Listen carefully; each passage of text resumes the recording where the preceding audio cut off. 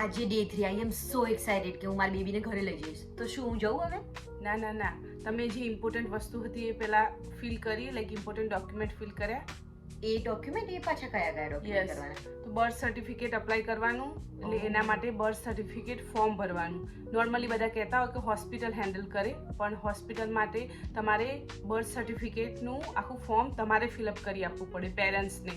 અને make sure કે બેબીનું નામ તમે જે બી રાખો એના સ્પેલિંગ અને તમારું સરનેમ કાં તો ફૂલ નેમ 3 થી 4 વાર ચેક કરી લેવાનું, કારણ કે અત્યારે કેવું તમે એક્ઝોસ્ટ હો અને ભૂલ કરો, રાઈટ, મિસ્ટેક થઈ જાય સ્પેલિંગમાં.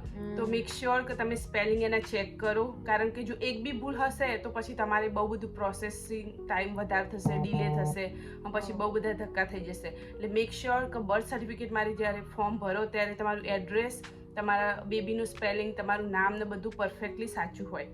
ઓકે બર્થ સર્ટિ અપ્લાય કરવાનું એમ ને?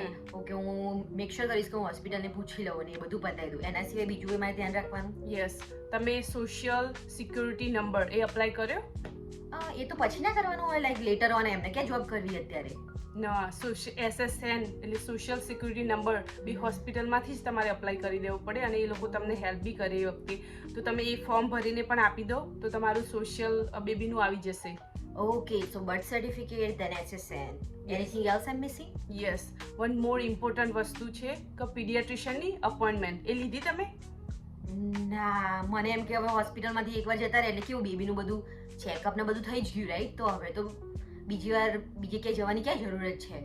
ના, પણ પીડિયાટ્રિશિયનની અપોઇન્ટમેન્ટ લેવી પડશે. તમે ઘરે જશો ને આજે, તો બીજા દિવસે જ તમારે પીડિયાટ્રિશિયનની અપોઇન્ટમેન્ટ હોય છે નોર્મલી. તો પીડિયાટ્રિશિયનની કેવું હોય કે અમુક તમે જે સિટીમાં રહેતા હોય એમાં 10 થી 15 કે જેટલા પીડિયાટ્રિશિયન હોય, અને કયા અવેલેબલ હ કે કયા પીડિયાટ્રિશિયન જે ન્યૂ પેશન્ટ એટલે ન્યૂ બેબીને એક્સેપ્ટ કરે હ, પ્લસ એકોર્ડિંગ ટુ તમારા ઇન્સ્યોરન્સ પ્રમાણે, રાઈટ? તો જે તમારે કોલ કરવાના, અને જે લોકો એક્સેપ્ટ કરતા હોય એમની ઓફિસમાં કોલ કરીને અપોઇન્ટમેન્ટ બુક કરવાની હોય. અમુક વાર બધી હોસ્પિટલ તમને લિસ્ટ આપશે કે આ બધા available, like new patient accept કરે, અને અમુક લોકો તો તમને હેલ્પ બી કરશે, લાઈક નર્સિસ તમને હેલ્પ બી કરશે કોલ કરી આવવામાં કે તમે કયો ચૂઝ કરો હો અને તે અપોઇન્ટમેન્ટ લઈ લેવાની. તો ઇટ વુડ બી બેટર કે હોસ્પિટલ જ્યાં પહેલા જ હું મારા પીડિયાટ્રિક્સને લાઈક કન્ફર્મ કરી દઉં તો મને થોડો કોન્ફિડન્સ રહે કે ઓકે મારા બેબીને મારે અહીંયા લઈ જવાનું, રાઈટ? યા, એ તો બહુ જ સારું કહેવાય કે જો તમે પહેલેથી ડિસાઈડ કરી લો અને અપોઇન્ટમેન્ટ લઈ લો તો. Okay, thank God. It's relief to know it earlier. So now let me like get it right. It's birth certificate, then SSN, and pediatrics appointment. Okay, finally I'm ready to go home with the baby. Yes, but wait, here's your folder, important document છે બધા. આટલું બધું હમણાં તો એમ કીધું કે ખાલી 3-4 વસ્તુ જ છે, તો આટલા બધા pages, what is this? Yes, તો આ મેડિકલ ફોલ્ડર છે કે જેની અંદર બેબીની અને પ્લસ મોમની બધી ડિસ્ચાર્જ સમરી, અહીંયા જે જે ટેસ્ટ થયા, પછી કોઈ બી સ્ક્રીનિંગ થયું હોય બેબી માટે, અને પ્લસ તમારા લેબર દરમિયાન શું કર્યું, તમારી ડિસ્ચાર્જ સમરી અને બેબીની ડિસ્ચાર્જ સમરી, પ્લસ બધા જે હિયરિંગ સ્ક્રીનિંગ ટેસ્ટ એ બધાનું ટેસ્ટ કે કર્યા છે અહીંયા, એની કન્સર્ન, પ્લસ એ ટેસ્ટનું રિઝલ્ટ, પછી અમુક blood test like metabolic panels ને બધું કર્યું છે, તો એ બધાનું રિઝલ્ટ અને એ ટેસ્ટ કર્યા છે એનું પ્રૂવ છે. પ્લસ તમે જ્યારે પીડિયાટ્રિશિયન જોડે જશો તો એ લોકો આમાંથી બેબીનું બધા મેજરમેન્ટ, એનો અપઘાત સ્કોર ને જે જે બધી ઇમ્પોર્ટન્ટ ડિટેલ જે અસેસમેન્ટ હતા એ બધાનું ડોક્યુમેન્ટ આ ફોલ્ડરની અંદર છે. તો મેક શ્યોર કે એને સંભાળીને રાખો તમે. Okay, so this is like a baby's first resume, right? Yes. Make sure કે હું આ ડોક્યુમેન્ટનું જે ફોલ્ડર લિસ્ટ છે એ પણ હોસ્પિટલમાંથી લઈને જ નીકળું. અને બીજી એક વસ્તુ કે લાઈક મારા કિડને કોઈ ઇન્સ્યોરન્સ નથી, તો should I call the insurance ahead of a time કે પછી ઓટોમેટિક એડ થઈ જ જાય? ના, આ મોસ્ટ ઇમ્પોર્ટન્ટ વસ્તુ છે કે બેબીને તમે જ્યારે બેબી બોર્ન થઈ જાય ને એકવાર, પછી હોસ્પિટલમાં સોશિયલ વર્કર કાં તો પછી કેસ મેનેજર હોય, તો એ લોકોને તમારે રિક્વેસ્ટ કરવાની નર્સિસને કે તમે એમનો કોન્ટેક્ટ કરો, પ્લસ એ લોકો આવીને તમને બધી ઇન્ફોર્મેશન આપશે. અને અહીંયા યુએસની અંદર અને મોસ્ટલી જોર્જિયામાં એવું હોય છે કે તમે બેબી માટે મેડિકેડ અપ્લાય કરી શકો, અને એ Medicaid 1 to 1.5 year means 1.5 year સુધી બધું બેબીનું લાઈક ડૉક્ટર વિઝિટ ને ક્લિનિક્સ ને બધું કવર કરે.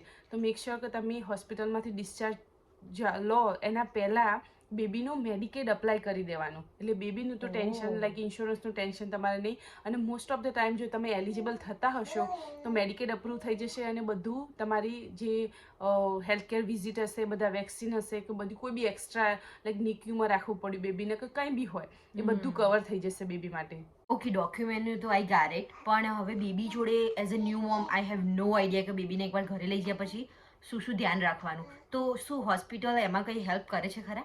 Yes, definitely. અમુક હોસ્પિટલની અંદર પોલિસી હોય છે કે જેમ કાર સીટ મસ્ટ છે, રાઈટ? Car seat Yes. વખતે તમને કાર સીટ વગર કાં તો કાર સીટ પ્રોપરલી લગાવેલી ના હોય ને કારની અંદર તો તમને ડિસ્ચાર્જ નહીં આપે. એ જ Oh, રીતે yes. અમુક હોસ્પિટલમાં પોલિસી હોય છે, એક નાનું એવું પ્રેઝન્ટેશન રાખે, લાઈક સ્મોલ કોર્સ જેવું હોય તો Okay. 15 થી 20 મિનિટ કાં તો મોમ કાં તો ડેડ બંનેમાંથી કોઈ બી પેરેન્ટ અટેન્ડ કરી શકે. અને વન્સ તમે અટેન્ડ કરો તો જ તમને ડિસ્ચાર્જ મળે. એની અંદર બેબીને ઘરે લઈ જાય પછી શું ધ્યાન રાખવાનું, લાઈક ફીડિંગ માટે, પછી એને બાથ કરાવતી વખતે શું ધ્યાન રાખવાનું, એને સ્લીપ કઈ જગ્યાએ કરાવવાની, લાઈક કો સ્લીપ કરાવતા હોય પણ એ નહીં અટેન્ડ કરે, બેઝિનેટમાં સુડાવવાનું કઈ રીતે, શું ધ્યાન રાખવાનું, શું વસ્તુ એને ઠંડી લાગે તો કઈ રીતે ઓઢાડવાનું, ટેમ્પરેચર કઈ રીતે માપવાનું, એ બધું એક મસ્ત ડિટેલ તમને પ્રેઝન્ટેશન અમુક હોસ્પિટલ તૈયાર કરે અને ન્યૂ મોમને અટેન્ડ કરવાનું હોય. એ કરો તો જ તમને ઘરે ડિસ્ચાર્જ આપે. I અને see. યસ, અને જો એ હોસ્પિટલમાં એ હોય ને લાઈક એ કોર્સ અટેન્ડ કરવાનું એવું ના હોય તો અમુક હોસ્પિટલ, મોસ્ટ ઓફ ધ હોસ્પિટલમાં નર્સિસ તમને ડિસ્ચાર્જ આપ્યા પહેલાં હેલ્થ એજ્યુકેશન આપે. હેલ્થ એજ્યુકેશનની અંદર તમને પેમ્ફલેટ બી આપે. એની અંદર પિક્ચર પ્લસ ઇન્ફોર્મેશન હશે કે બેબીને બર્પ કઈ રીતે બોલાવવાનું, કઈ રીતે ફીડિંગ કરાવવાનું, શું ધ્યાન રાખવાનું, કપડાં કેવા પહેરાવાના, બાથ કરતી વખતે લાઈક વોટરનું ટેમ્પરેચર કઈ રીતે માપવાનું, બેબીને ફીવર જેવું લાગે તો બેબીનું ટેમ્પરેચર કઈ રીતે માપવાનું, બધું જ લાઈક બધી જ બેઝિક વસ્તુઓ જે આપણે કરવાની હોય એ બધું જ તમને કાં તો નર્સ સમજાવી દે, કાં તો હેલ્થ એજ્યુકેશન કહેવાય ને, નર્સ આપે જ 100%. અને તમને એ માટે પિક્ચરવાળું એક પેમ્ફલેટ બી આપે જે તમારા ફોલ્ડરમાં બી હશે તો તમે એ બી કરી શકો. તો આ 2 વસ્તુ છે હેલ્થ એજ્યુકેશન માટે. ઓકે, અને જો તમારે બેબીને લાઈક ઘરે લઈ ગયા પછી શું ધ્યાન રાખવાનું એનો વિડીયો જોવાનો હોય તો અમે બનાવવાના જ છીએ. તો please share with other moms and take care.